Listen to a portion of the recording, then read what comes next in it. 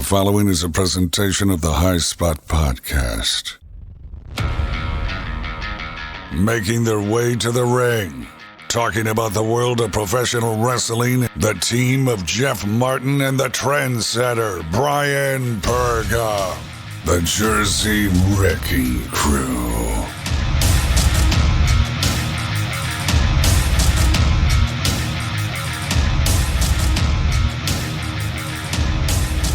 What is going on, guys? You're listening to the High Spot Podcast. We are the Jersey Wrecking Crew. I am Jeff Martin, alongside my tag team partner, the Trendsetter, Brian Berga. What is going on, my man? How are you doing? Are you recovered from all that wrestling this past weekend? I'm recovered. I don't think I've ever been recovered. You know, that question is, it doesn't make much sense, Jeff, because we're always wrestling drunk. Yes, we're always wrestling drunk because there's just so much to talk about right now. Wrestle Kingdom happened not too long ago.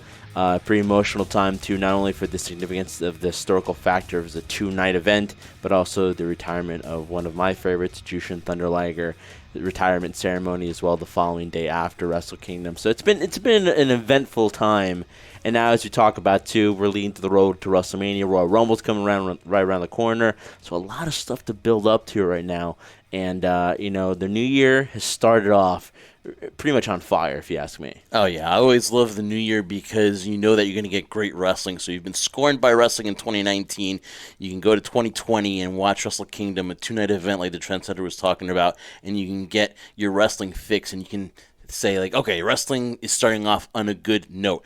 Guys, we want you to listen to all our content on all our podcast platforms. So wherever podcasts are available, on Apple Podcasts, on SoundCloud, on Spreaker, also to on bodyslam.net, you can catch the High Spot Podcast, including the Shining Wizards Network. Follow us on our social media at High Spot Podcast, the YouTube channel, our website, highspotpodcast.com. Trendsetter, we are everywhere. The first show of 2020, and it is about Jyushin Thunder Liger, as we talk to Sonny Onoo, former WCW manager who did manage Jyushin Thunder Liger when he was here in WCW. He's managed Ultimo Dragon, so he is one of the top managers in wrestling history. He will join us on the show.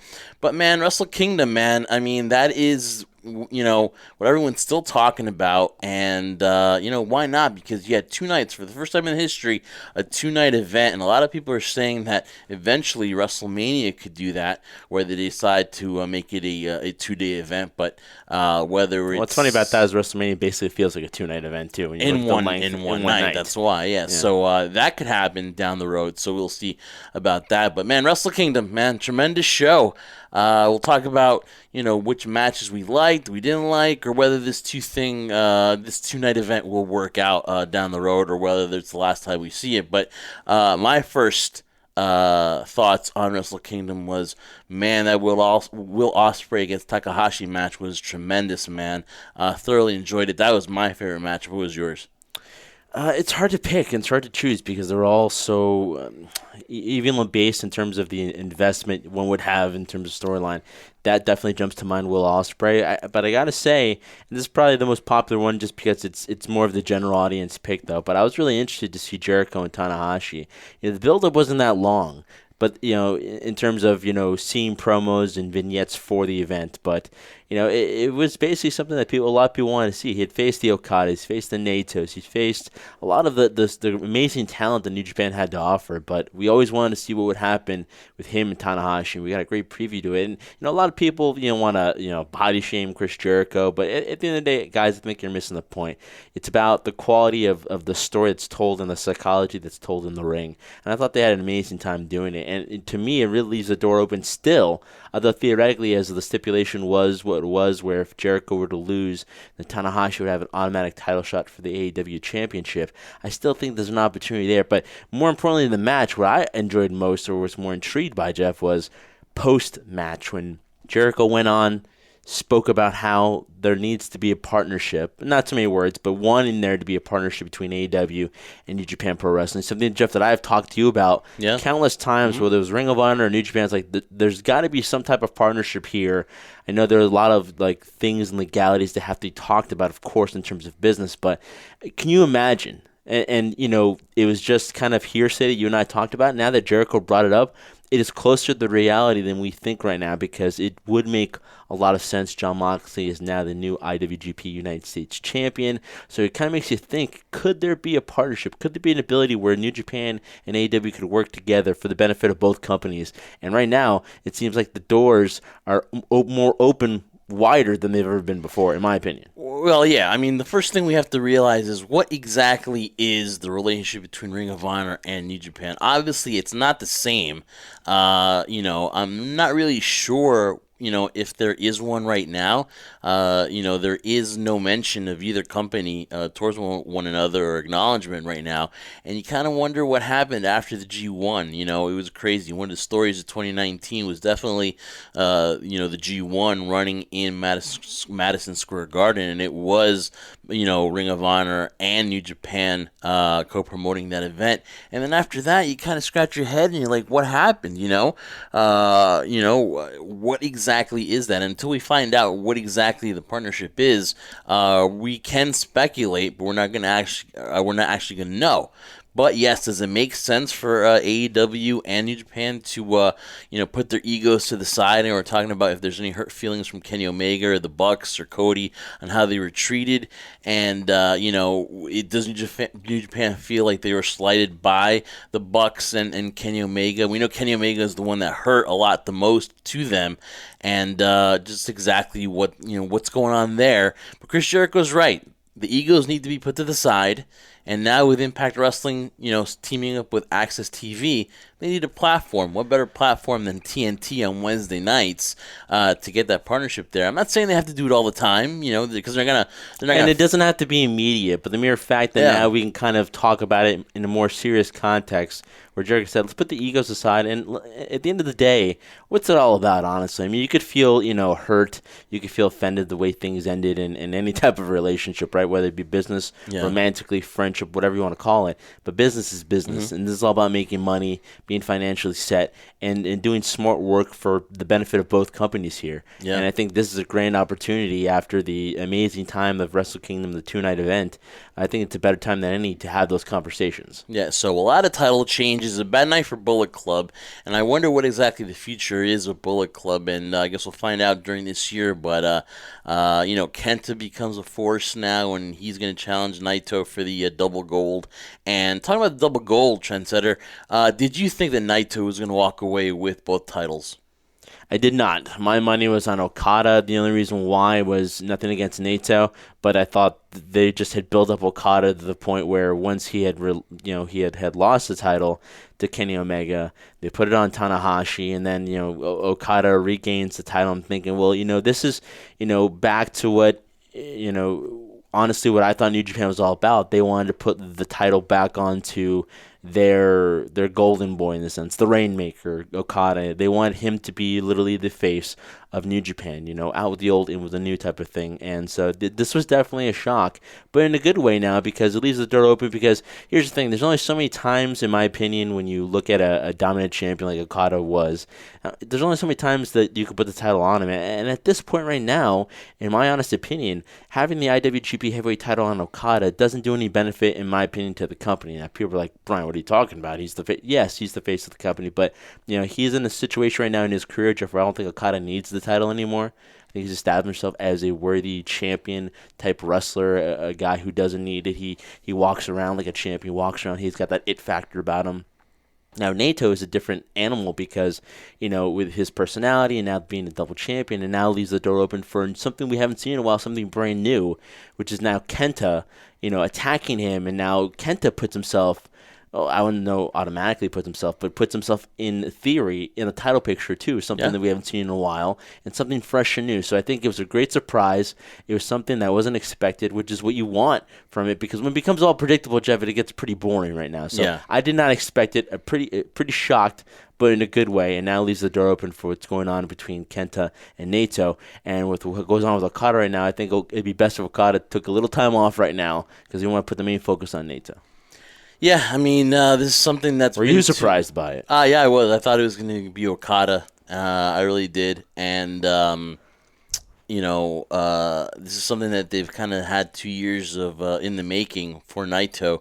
in having him in this biggest stage. Kind of forgotten towards the middle of the year, and of course made his presence known. And then you had the double gold rush here with the IWGP heavyweight and Intercontinental title on the line. So interesting, man, interesting decision. And I think that the two nights kind of work.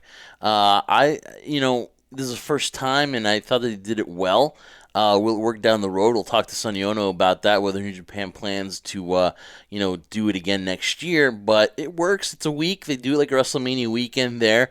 And I saw images from everybody going down to the Japan events, having a good time. So if you can make a weekend out of it, if you can stretch it out and make money that way. And again, all the promotions were there too. They do side wrestling shows there. So it's a good way for, the economy of Tokyo, for them to have all that in the city, to have all that, presence, that wrestling presence. You know how big of fans they are to have that. So, if they did it again, it would be great. And again, the matches you did not get a bad card at all. There were two amazing matches, and whether WrestleMania decides to do that down the road, we'll see. But right now, though, Wrestle Kingdom, I think it was a success, man. The double gold, Will Ospreay, again, I love that matchup, and the reason is because I think Will Ospreay is one of the top 10 talents right now in wrestling, and the return of Takahashi from the injury, and he becomes a champion, so a feel-good story there.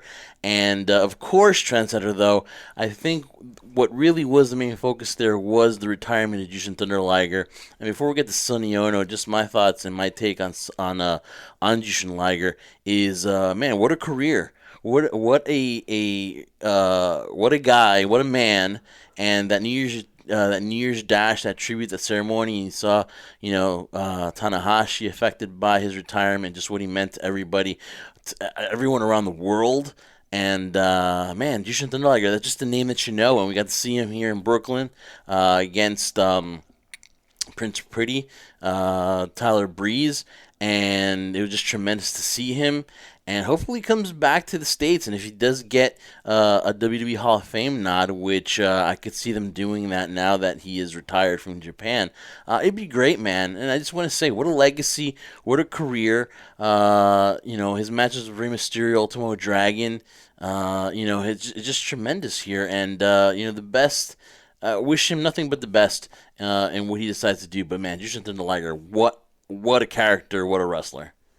Yeah, I mean, I don't know if I can add any more words than what you just said right now. I mean, there are two words that come to mind when you think of the career and the person of Jyushin Thunder Liger. One is professional. He's always been a professional. And second is a word that gets commonly used is respect. He's a man that garners respect. He walks around, doesn't demand it. He just has that aura about him. When you ask anybody about Jyushin Thunder Liger, they mention the amount of respect they have for what he's done. I mean, basically an individual, in my opinion, who's revolutionized the entire industry of what it was like to be a light heavyweight, a super junior, a cruiserweight, whatever you want to call it. Because honestly, there were not a lot of people, and we're all not genetically blessed to be 6'5", 300 pounds, ripped and muscular. He showed the fact that you could be this different type of style. But what was interesting about Jyushin Thunder Liger was, although you tried to categorize him as something, as a super junior in this case, he could go toe-to-toe with anybody. Yeah. And he proved that throughout his career and his lengthy career. And it also just showed to me the amazing longevity of anything. I mean, doing anything for 10 years. I mean, we have certain people that are in pro wrestling or anything for 15 years, and you could tell that they're physically feeling it. They're showing those ailments. Jyushin Thunder Liger, if he did, he never showed it a lot. He protected a lot of that, but, kept himself physically fit, and to the point right now where, 55 years old, man, he's been doing it long enough. And to me, when I look at the career, it's bittersweet. You, as a fan, you're happy, and you saw the hashtags on Twitter going, "Thank you, Liger," and showing their appreciation. But it's also sad, too, because it's a piece of my childhood is closed forever. And I know it has to happen, guys. It's part of life. You can't wrestle forever. But how cool would it be with the aura of Jyushin Thunder Liger? Because, that character could continue on. Yeah. You know what I mean? regardless of it. It'd be like, Batman or Superman. Somebody else bestowed the honor of being Jyushin Thunder Liger. But when I really think about it, that's not fair because you know what? There's only one. Yeah. And to put that on anybody else would be a huge burden. So to me, bittersweet, really happy for him. What an amazing, amazing career. Only a few of us in any profession, Jeff, wish we had that type of longevity as one and that type of impact in our field. And Jyushin Thunder Liger had it. Yeah, so Wrestle Kingdom was amazing, great event. Then you had New Year's Dash where we said farewell to Jyushin Thunder Liger, the wrestler. What a career to start it off in the Tokyo Dome and end it in the Tokyo Dome 30 years later was an amazing feat. And we have Sonny Onoo, who is going to talk about Jyushin Thunder Liger on this week's Collar and Elbow interview of the week. And without further ado, we talk Jyushin Thunder Liger and what he meant to the wrestling business with one of the best managers of all time in Sonny Onoo on the High Spot Podcast. All right, Trendsetter, we're talking about Wrestle Kingdom and just the emotional tribute in the farewell for Jyushin Thunder Liger. And joining us right now is Sonny Onoo, one of the top wrestling managers of all time. And Sonny's here to talk about a little bit of Jyushin Thunder Liger. Sonny, how you doing? Real good. Been home recovering for the last couple of weeks. Oh, everything okay, Sonny? Yeah. I had a little incident coming back from Japan and had to get some procedures done. But I'm back recuperating, and I'll be traveling again here in February next month. We're going to a bunch of the. We have a bunch of appearances and some shows we got to do. So, all right, Sonny. So I just want to talk about a little bit of Jyushin Thunder Liger. Of course, Wrestle Kingdom was this past weekend, and I know me and the Trendsetter stood up to watch both nights. And just your thoughts on the handling of Jyushin Thunder Liger's farewell and the ceremony at New Year's Dash. And did you get a chance to see it? And just talk a little bit about Jyushin Thunder Liger here for a second, there, Sonny. Yeah, well, I think they gave him a real nice farewell. Watched it on Fight TV. Mr. Yamada, Jyushin Thunder Liger, I managed him, and while he was with WCW, he didn't spend a lot of time with us, but every time he came, I managed him while I was there. And, he's an amazing talent, And he has one of those deal with New Japan that he was allowed to work with a lot of different companies. He worked with various Japanese companies as well. Even till, last few years he was working with, he's got so many companies like Wrestle One, All Japan, Noah, New Japan allowed them to freelance all over. So he was one of the only few that actually got to be really seen all over the world. Sonny, when you look at Jyushin Thunder Liger and we look at his career and how long it's gone from in terms of the span of length of his career, it's quite amazing. Very rare occurrences that happen in the world of professional wrestling. Somebody goes that long and has transcended this industry as he has right now. 30 years, yeah. 30 years career-wise. What lasting memories do you have? Like you said, you managed him when he was in WCW. But from your memory of looking at him, what's one thing that you look at Jyushin Thunder Liger in his career that he'll always be remembered for in your mind? Well, I don't know if, how many of you guys actually met him physically. He's a very thick guy. I mean, he's very well built. I think the durability comes to the mind. All the things he does, and of course, he does a lot of the things that. He has competed with all the heavyweight along with a lot of cruiserweight. He's known as a cruiserweight or a super junior, but he actually competed with everybody and everyone. So he had some amazing matches with likes of Chris Benoit and Eddie Guerrero's and Dean Malenko and Ultimo Dragon and who's who of certainly American talent as that goes. And personally, he's one of the nicest, quietest guys that I think that tribute to how well he did in business. When I used to travel with him in the United States with WCW, I could get him to go out. We'll go eat, and he goes, he would go back to his hotel room, and I go, let's go do this, let's go do that. And I couldn't figure out. He would spend hours in his hotel rooms. And one day, I discovered why. He actually, he's a great artist. What he does is he takes, he sculpture all these great Japanese monsters, kaijus, like Godzillas and Ultraman and all those guys, And he actually, probably this is the first time I'm being giving you a little exclusive, but he actually a great sculptor. So he takes a little clay and actually sculpts all these great figures of all the great monsters of all the Japanese. And I don't know if he does it himself, but he's certainly capable of doing himself a figure of himself. But he's one of those guys that so easy to work with. He's willing to do anything, and one of the nicest men, a true professional. And I think that's why he has such a fanfare, and certainly New Japan gave him, one of the biggest farewell. And I spoke with him. I spoke with him October 20. I'm trying to think. 26 at Colac Hall. I happened to visited the event there, and he invited me down to the locker room, and I taken a little snapshot with him, and got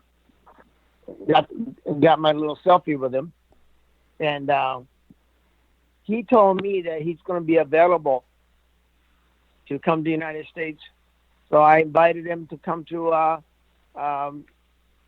few of the autograph signing and personal appearance. So hopefully we can follow up on that, and he'll be making an appearance in the United States this year. Sonny, is he someone that when he's obviously the ceremony and, after 30 years was able to start, his career in the Dome and in the Tokyo Dome, is he somebody that will be out of wrestling, or will he, like you said, he's a artist? Do you think he'll be making more appearances? What do you think the future holds for Jyushin Thunder Liger? Well, from what I understand, he's going to be done wrestling. So, I guess you can never say never, but he's, and I don't know what his association with New Japan will be, but all I know is, as far as character as a Jyushin Thunder Liger, that's from what I understand, is that's his. So he's going to be able to appear as Jyushin Thunder Liger. But I don't think he's going to be wrestling. But he's in pretty good health, and so he's going to be. I invited him to come to a couple of events. Hopefully, I can get him to come to WrestleCon or a big event in New York, or for that matter, WrestleCade. And hopefully this year, and hopefully he can make some of these big autograph events and personal appearance, so that because he's got so many fans here in the United States, so you'll get some of the fans will get at least be able to meet him personally and be able to get a snapshot with him, because I don't know how many times he'll be able to come here. Yeah, that'd be a huge opportunity for anybody to meet Jyushin Thunder Liger. Sonny, what I wanted to ask you too, you mentioned before he's in good health right now. Now, a career spanning 30 years is definitely, it takes a toll on the body. So, quick little two-part question here. From your standpoint, what do you attribute to him from when you got a chance to manage him and work with him in WCW that he does so well to keep himself so physically fit, to allow himself to have this longevity, which he's known for, the durability that he's had for his career? And secondly, do you think he's become aware of not just his durability, but aware of the impact that he's had significantly, not necessarily just in Tokyo, Japan, but across here in the United States as well? I don't know how much he, I truly believe, he was one of the very, like I was saying earlier, he was one of the very few that New Japan allowed him to freelance outside of New Japan. I can't think of anybody else on the New Japan contract that allowed them to do that. Without having some kind of a company relationship. Like, you see New Japan guys appear on like a Ring of Honor because they have a working relationship with each other. But Liger been around where he been to Impact, and CMLL. He been to almost every major company that in United States and even in Europe. He got, they allowed him to work. So, I don't know if it's a part of his contract or what, but he been fortunate enough to be able to do. New Japan had allowed him to do that, and he's the only one. I can't think of anybody else in New Japan had allowed any other talent to be able to freelance much as he does. And to answer your second question, I think he's very smart about how he works. And he's a truly professional. Obviously, being able to last 30 years in this business, especially in the styles that the New Japan works, or a Japanese strong style. I've seen him take some amazing bumps, but he certainly knows his limitations, and he has always taken care of himself. I haven't really heard any report where he was injured badly any of the matches. I've seen some horrendous, amazing matches, but he always came back. But I think he's smart enough, know when to quit, and I'm glad that he's retiring his in-ring operations. Some people stay too long, and for him, I think he stayed long enough and gave us amazing shows throughout the years. Talking to Sonny Onoo, talking about Jyushin Thunder Liger. We'll talk about a couple more subjects later on, but one final thing for me on Jyushin Thunder Liger, Sonny, is a lot of people like to write about the timing of his retiring, and with WrestleMania coming up in the Hall of Fame, and Jyushin Thunder Liger did wrestle once under the WWE banner with NXT. Could you see WWE inviting him into the Hall of Fame and him accepting? Well, he's truly. In a world of wrestling, professional wrestling, he's certainly one of the iconic figures. If you think of a cruiserweight, a worldwide cruiserweight, I think known throughout the world, you can name, a handful of people. Some of the guys, they've all been my friends, and certainly in my tenure, in my lifetime, he's certainly up the top, along with guys like Ultimo Dragon, who I still manage, and he's still wrestling. He been last year, latter part of last year, of course he was doing a lot of stuff with went back to Dragon Gate, a company he's founded in Japan. I can't think of anybody else aside from Ultimo Dragon and Jyushin Thunder Liger, who's so iconic as a Super Junior cruiserweight that has impact in professional wrestling. And you got to remember, these guys and certainly Liger and Dragon has wrestled who's who in wrestling. Everybody from Rey Mysterio to Eddie Guerrero to Chris Benoit to Dean Malenko to literally who's who of cruiserweights. So this certainly has given us our professional wrestling fans, and a lot of these matches I was right at the ringside with him. So I've been very fortunate to be able to associate it with him, and as far as WWE award him and lifetime achievement award or whatever. He certainly deserves it. If anybody deserves it, he certainly does. And I don't know, what constitutes that award, but if you're looking in terms of professional wrestling, he certainly deserves it. Well, I don't think anybody would ever question that if it would be a pretty short argument, because how could you not favor that for happening for Jyushin Thunder Liger? So one last one for me, too. You talked about how you had the pleasure of, being around some pretty amazing times of seeing Jyushin Thunder Liger, him with Rey Mysterio Jr., WCW, the amazing matches he had with Ultimate Dragon. Is one particular thing that stands out in your mind that when you look at the span of his career and that you've been a part of to a certain extent there, is there one from the fan standpoint that you kind of just looked in awe and kind of saw this as the pinnacle of what a professional, like you mentioned, that Jyushin Thunder Liger really is? Well, he's such a, aside from the iconic figure that he is, and he's just a great person. He's a nice man. He's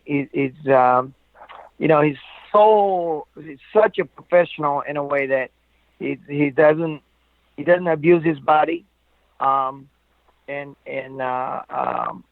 very quiet gentleman. When you really think about it, these guys with longevity, like Ultimate Dragon, along with Jyushin Thunder Liger, those guys are not, you never hear about these guys partying. You never hear about getting in trouble because they're really a professional. They're gentlemen. I can't tell you, I can't tell you how honored I have been to be able to watch them compete. I had the best seat in the house, being at the ringside, and watching them compete, watching them, perform their artwork, and they're amazing. I can't. That word is used a lot, but it's because of they're such a hybrid what they do. Of course they both are studied in Mexico. Dragon a little bit more than and Liger, but being able to perform in every part of a continent and truly the world champion. These guys have competed everywhere and been successful at everywhere. And they never skip a beat. Every time you see them, they give us what we expect. And, I can't thank him enough for giving his body for these 30 years. I hope, now that you brought it up, I hope they do honor him with something, with someone like Liger. Sonny, this is the first time that Wrestle Kingdom, they did it for a 2-day span, made it a weekend out of it. Are you a fan of it? Do you think an event like this is like something that's worth, doing two nights in a row? Well, I think they had like 77,000 fans, something like that. I think that's what's reported, I think, in 2 days. I don't know what's the cost, and I don't know what the bottom line on the numbers are, but I don't think they'll do it again. And from what I understand is because of logistics, there isn't too many times the Tokyo Dome is available for 2 nights together. Certainly in this period where they do first weekend in January, I don't think that's available again, from what I understand, from the people I spoke with within Japan,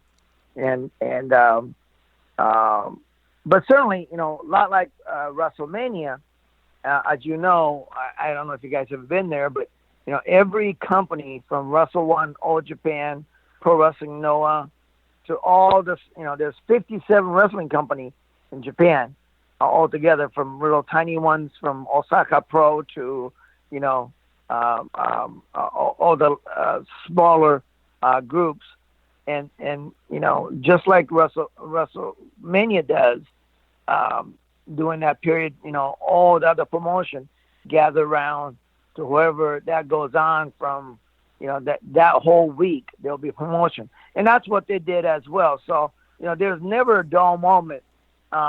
If you want to go watch a pro wrestling show that week, you get to go see one, because No had, I think, a couple of events. So is Wrestle One, so is All Japan. I think everybody had an event at Korakuen Hall from that Wednesday before the event till that weekend. During the day, there's actually a show on the 4th and 5th, or certainly on the 4th anyway.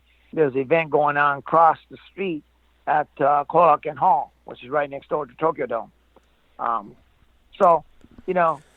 Far as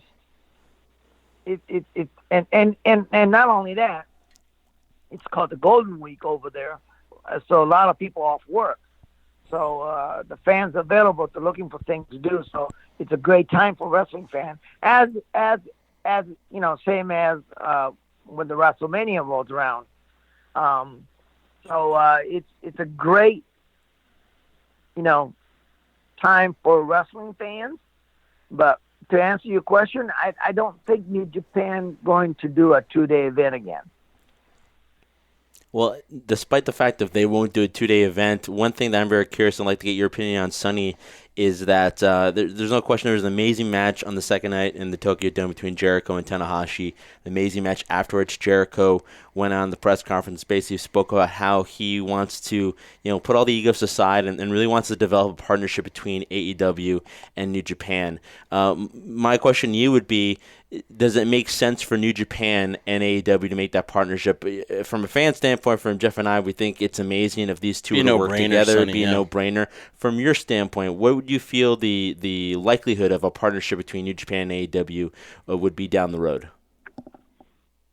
Well, it's what business sense he makes. Well, interesting enough, the AEW talent like Jericho and Moxley, their contract is a little different. They are truly, in a way, that they're independent contractors, because they get to work at AEW, and I think their contract is domestically controlled. But internationally, they can freelance. They can go work for other people, or for that matter, they might be able to sign a deal with other companies. So, they truly are,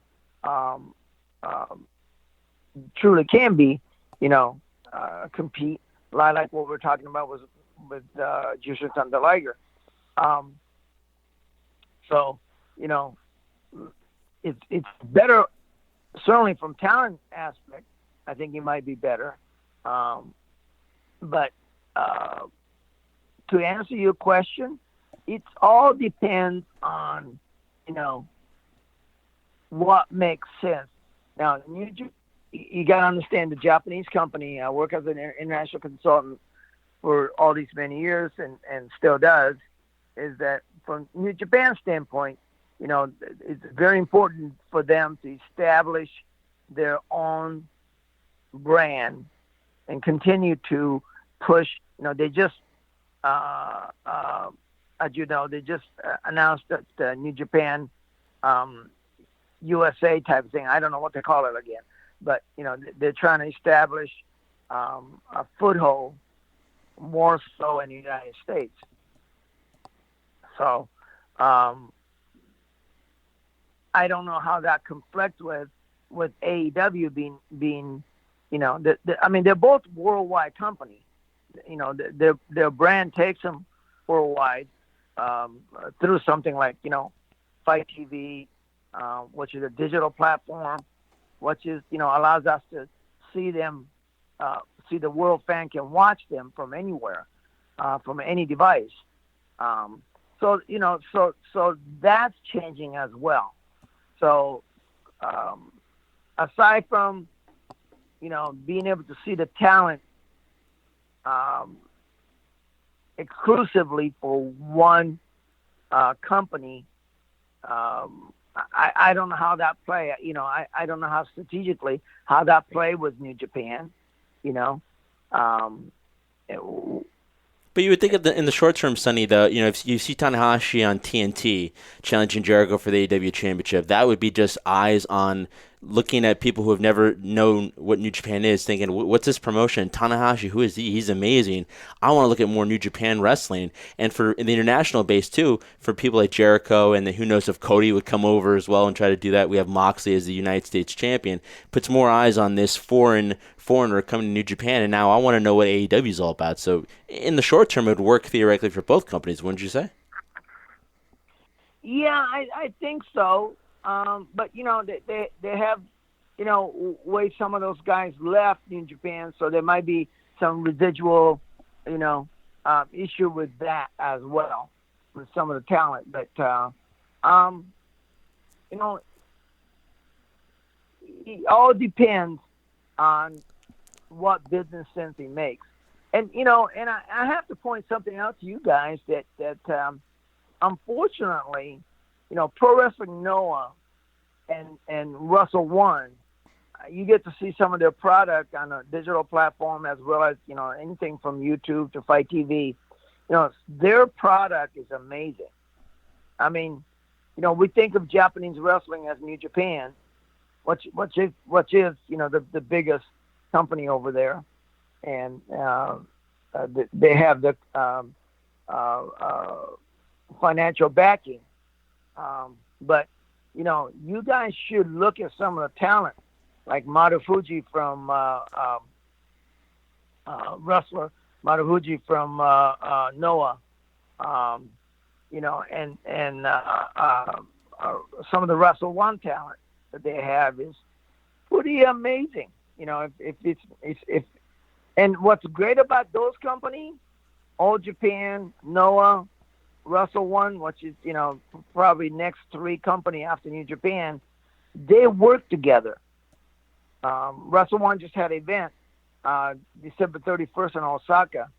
I think it was called the Wrestling Carnival, and they had top Pro Wrestling Noah talent as well as Wrestle One talent. So you get to see stuff that you don't normally get to see, which is the intercompany, competition. And so, to your fans, try to expand your horizon. There's a lot of good stuff out of Japan that you're probably not realizing how great some of those talents are aside from New Japan. And hopefully you guys can your fan can search out some of the stuff. And one of the things, I work with Pro Wrestling Noah. I met with Mr. Takada, who is the president of the company, last time I was there. And they're expanding they want to bring their product to the United States. And I just talked to Michael Weber, who is the COO of Fight TV. They're bringing in Russell One, who is the president of Kaz Hayashi. Remember, Kaz Hayashi was WCW and WWE back in the days. He's the president of the company. And, of course, their chairman is the Great Muta. So certainly got a pedigree to, bring amazing wrestling, amazing show. And I think, from what I understand, they're planning a show. I'll give you exclusive. They're planning a show in L.A. sometime this year to have a Wrestle One event in Los Angeles. And at least that's the plan. Wow. The more wrestling, the better. Sonny. Right now, there's so many ways to, have access to wrestling, and it's tremendous time not to be a wrestling fan. I never thought I'd stay up for, at 4 a.m. to watch these matches overseas. I just want to feel the excitement of it. And you mentioned Noah and Wrestle 1 too. So, Sonny, one final one for me, and I'll let you go. And I want to thank you for your time. I got to ask you this, and of course, you're good friends with Eric Bischoff. You guys have a tremendous history together, and I'm a huge fan of what he did with the cruiserweights. Introducing Jyushin Thunder Liger, Rey Mysterio Jr., Ultimo Dragon, and so on. But just one thing in your mind, did you think he got a fair shake with WWE? Who me? No, Eric Bischoff. He was there. He got hired. We expected huge things, and then it just, for some reason, it didn't work out. Were you surprised that he was, that he didn't last long with the company? I think. I never worked there, so I don't know. A lot of my friends still does, but I know they work. They expect those guys to work, pretty much 24/7, and it is a grind. And I don't know why that didn't work out. I don't think they certainly gave him enough time for him to fail. You know what I mean? Maybe hype was so much that they were expecting more when they moved over to Friday on network TV on Fox. But as far as fair or unfair, I think I really don't know the detail. All I know was he's happy where he's at. He likes what he's doing. He has amazing amount of opportunity because of his background and where he has been, and certainly his history of success. And so I'm sure Eric is fine. I don't know what kind of deal or what kind of exit package he got when he got let go, but I don't know how you can give somebody a fair shake in shortest time he was, but they're the boss. So and I, speaking with Eric just the other day, I think he's fine where he's at right now. He has a amazing amount of opportunity working with other company, and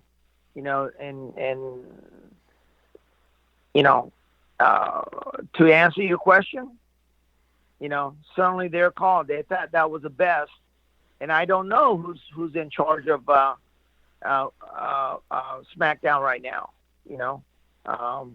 But they have so many amazing talent over there, and and I haven't followed the ratings, so it would be, I find it's too bad that they didn't give him enough time. But it is what it is, and I don't think Eric is losing sleep over it. So. He's got a tremendous. If anything, he's gaining. He's got a tremendous podcast, 83 weeks. And Sonny, if you ever want to do a podcast, you got two guys here that wouldn't mind producing for you. But you should think about that, Sonny. You should think about you doing a podcast. They have WCW, they've got WWE, Arn Anderson, going back. There needs to be a another kind of podcast, and I think you should do one. We could do a podcast just on all the people I manage, from Masahito to. Yeah. I can give you a take on. Eric did a very successful podcast on his 83 weeks about North Korea. Mm-hmm. So many stuff that happened on that trip that is unbelievable. We got on the plane in Nagoya, which was the first time I ever flown on North Korean. I think it was North Korean. I don't think it was a passenger plane per se. I think it was more like a military DC-10 fixed-wing aircraft that that we got on. And one of the things I remember was of course Muhammad Ali was on a flight with us, and I can tell you a whole thing about him and I squaring off at Kim Sung-il's after visiting Kim Sung-il's grave. But getting on a plane and and some of us didn't have a seatbelt on our plane, and we went, this is a different kind of flight. Well, I mean, tons of stories. And listen, Sonny, we want to wish you a speedy recovery. Hope to see you down during WrestleMania weekend. And again, thank you for your time. Really appreciate this, talking about Jyushin Thunder Liger. And again, there's so many other wrestling companies, too, that Sonny's made us aware of, too, that we're going to check out. Sonny, thank you so much for your time. I appreciate you guys having me, and I will see you down the road. Yes, and, we will. Yep. Think of me every time you take a selfie. All right. All right. Take care. All right, Trendsetter, what a tremendous interview with Sonny Onoo. It's brought to you by Collar and Elbow. It is an apparel brand founded by Al Snow, mixing wrestling passion with street fashion. Check out the entire winter fashion line, including brand new long-sleeve shirts and hoodies. You got to go to collarandelbowbrand.com. Save 10% on your entire online purchase just by entering promo code HighSpotPodcast, all in caps. Definitely go to collarandelbow.com. Sonny Onoo, Jyushin Thunder Liger. This guy was well respected everywhere, man. You can't say enough about it. This guy, worldwide, you say the name, everyone knows who he is. He does. Worldwide, internationally, all over the place. People who follow the world of professional wrestling know who Jyushin Thunder Liger is. And not only they know him, they will never forget him because he was one of a kind. And his art form, his work, his passion will live throughout the test of time right now. So in terms of, a lot of people worry in this day and age about legacy and how you're remembered. I think he can safely rest his head because he doesn't have to worry about that. People know who he is. They know what he's about. And ultimately, at the end, his legacy, it's set. He is a Hall of Famer. Regardless of whether it's in WWE or anywhere else, he's a Hall of Fame wrestler, but also a Hall of Fame human being from what you hear other people talk about him. Yeah, and if you listen to his theme song, one of the catchiest theme songs ever, I know. Yeah, you're playing a lot of that. You kind of wanted to choke me out there because I was playing it on loop. And Liger, it's an amazing theme song. And again, Wrestle Kingdom and Jyushin Thunder Liger, those kind of things go hand in hand. And what a way for him to have his final match at Wrestle Kingdom, and for them to say goodbye to him at New Year's Dash was a bidding farewell to Jyushin Thunder Liger. And here at the High Spot Podcast, we hope he does come back here to do some tours. We'd love to meet him in person and say thank you, at least. Yeah, it would be amazing. I think it would be great for the fans to go see him, whether it be at a WrestleCon, WrestleCade, or just some type of event where people can go see him and kind of reach out, especially here in the States. It would be awesome. But at the same time, his in-ring career is over. And again, you can ask for a better career. And so we wish him the best, and hopefully down the road we get a chance to meet him. We saw him perform live on NXT in Brooklyn for TakeOver, and now to have the ability to kind of see him, or even talk to him for a little bit, that would be an amazing thing too from a fan standpoint. So. And again, look him up though for the young wrestling fan who is a huge wrestling fan. Always go back and look at the people that came before you, and definitely you will not be disappointed when you look back at his matches with Rey Mysterio, Ultimo Dragon, Bryan Danielson, Daniel Bryan now. So many matches you can take a look at for Jyushin Thunder Liger. Again, man, Wrestle Kingdom and Jyushin Thunder Liger Trendsetter plus Sonny Onoo. What an amazing episode. Amazing episode, man. Like I said, it's been bittersweet for the fact that we're saying goodbye to a legend, to a professional himself, but at the same time, very happy. And it's kind of a celebration. People are down about it. It's been an emotional roller coaster to know that this end was actually going to come. It was inevitable. It was going to happen. But what a great celebration in terms of a career that we all wish, if whether you're a professional wrestling fan, a professional wrestler, or just anybody in any field of entertainment or any field that they want to dominate and be well in. Man, what a career. You couldn't ask for a better ending. Yep. Our thanks to Sonny Onoo. And again, that was us wrapping up Wrestle Kingdom. Great event. And it gets you that nice start to the wrestling year in 2020. So we must bid you adieu ourselves here, Trendsetter. Hey, that's my shtick. I know. I'm trying to take over in 2020. But you can close this out, Trendsetter. Wow, talk about 2020, clean slate. Now Jeff's trying to steal my lines. Oh, my God. Jeez, talk about trying to get yourself over, guys. It's ridiculous. But, as Jeff was saying before, we thank you guys so much for listening to this week's episode. We'll be back next week. Hopefully, we're back at 100% and feeling better and starting the new year with a clean slate. So much to talk about with you guys in 2020. So excited for it to start. It's only started right now. We're already tired. How are we going to make it to the end? I have no idea. But we are the Jersey Red Crew for my tag team partner, Jeff Martin. I am the Trendsetter, Brian Bergen. Make sure you guys follow us on all our social media platforms. Listen to our podcast as well. Available on iTunes. Leave us a 5-star rating. Leave us a review. Really appreciate it. Also, follow us on YouTube. Catch all the things we do, from the conventions we do to the shows, are put on YouTube, our channel, High Spot podcast, all one word. Type it in the browser. You'll get it there. So, Jeff, another episode in the books. Guys, we will see you next week. And remember, 2019 ended a certain way. 2020 and the same. Because we do this for one reason and one reason only. We don't do it just for Jyushin Thunder Liger, Jeff. No, we do this for you, the crew. Liger.